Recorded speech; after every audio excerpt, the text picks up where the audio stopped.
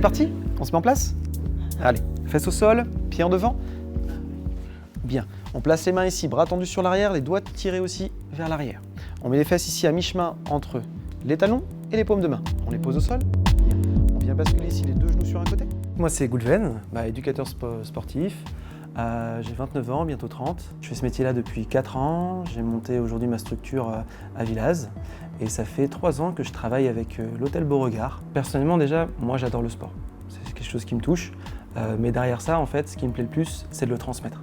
En dehors d'être un sportif, j'aime du coup la transmission.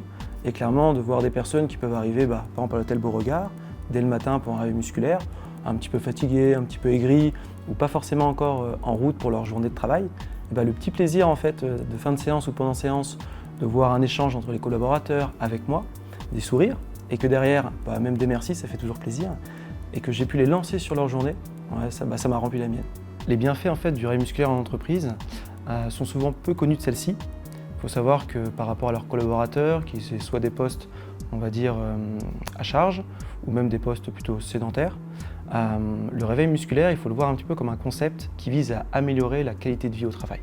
Alors simplement, déjà par le biais de mouvements qui vont être autour du coup, donc un éveil musculaire, un éveil articulaire, un éveil tendineux, même respiratoire. Et après, on va le faire par le biais d'activités. Exemple du yoga, du pilates, de l'animal flow, du circuit training. Moi, je prends en compte en fait la population, leurs besoins, leurs pathologies, leurs objectifs. Donc ça, c'est ma partie, mon travail. Et après, on y va. Alors, il faut savoir qu'un corps, on va dire en bonne santé, physiquement, mentalement, forcément, il y aura moins de maladies. Je m'entends, moins d'arrêt de travail peut-être. C'est-à-dire moins de lombalgie, moins de troubles musculo-squelettiques, moins de stress. Donc forcément, des collaborateurs qui ont moins de problèmes, ils seront plus performants.